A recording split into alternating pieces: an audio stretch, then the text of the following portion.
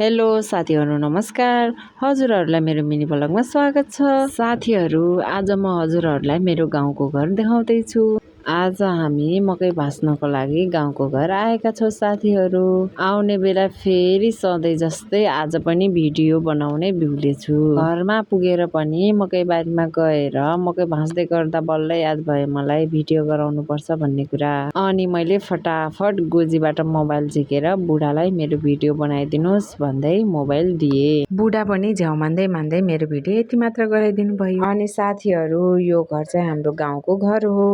यहाँ चाहिँ बजेर कान्छा फुपू फुसाइ बस्नुहुन्छ। हाम्रो घर चाहिँ तल बजारमा छ अनि सबै जग्गा जमिन चाहिँ माथि गाउँमा। अनि मेरो बुढा चाहिँ मकै बारीबाट मकै भाँचेर यसरी आउनु भएको छ।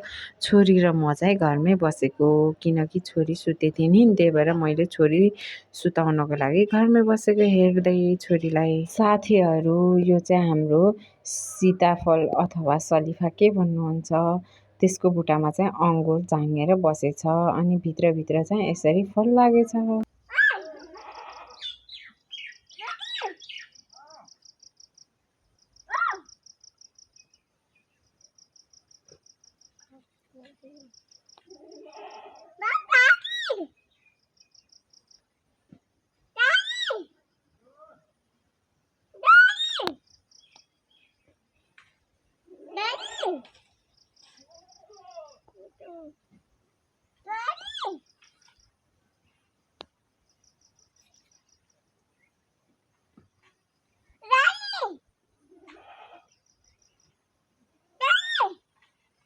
छोरी चाहिँ मकै भाँच्न बारीमा गएको बाबालाई यसरी बोलाउँदै छिन्। अनि फेरि मैले नानीलाई सुताउने विचार गरेँ अनि यसरी हल्लाउँदैछु झोलुङ्गा गराएर। यति गर्दा पनि नसुतेपछि बाबाले यसरी डोरी बाँधेर दाँतले यसरी तान्दै हल्लाउँदै गर्नुपर्छ मकै खोल्साउँदै। अनि उहाँ चाहिँ मेरो बुढाको बजे हुनुहुन्छ, सिराङ सारको जिजु बजे।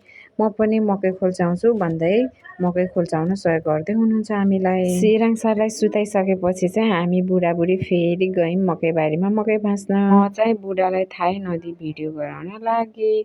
यो गाउँ चाहिँ हाम्रो झकमके गाउँ हो साथीहरू। अनि यहाँ चाहिँ बजारलाई मैले मकै भाँच्दादेखि के गर्दै हुनुहुन्छ भनेको, म सुत्दैछु कता जान आएको भन्नु। बजैले थाहा भएन कि यो मैले सुतेको भनेर। उहाँ चाहिँ खासमा जाँड गराउँदै हुनुहुन्थ्यो। यता फेरि मेरो छोरी उठेर पनि बेलौती खाने भनेर यसरी बेलौतीको बुट्टा देखाउँदै छिन्। अनि मेरो बुढा चाहिँ बेलौतीको बुट्टामा चढेर नानीको लागि बेलौती टिप्दै हुनुहुन्छ। बेलौती चाहिँ टाढाबाट धेरै पाकेको जस्तो देखे पनि नजिक जाँदा चाहिँ यसरी कुहिएको किराले खाएको रहेछ।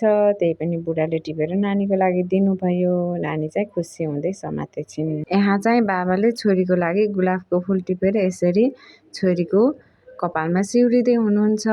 अनि मैले चाहिँ भित्रबाट लुकेर झ्यालदेखि यो भिडियो बनाइदिँदैछु। उहाँलाई चाहिँ थाहा छैन मैले यो भिडियो बनाइदिएको।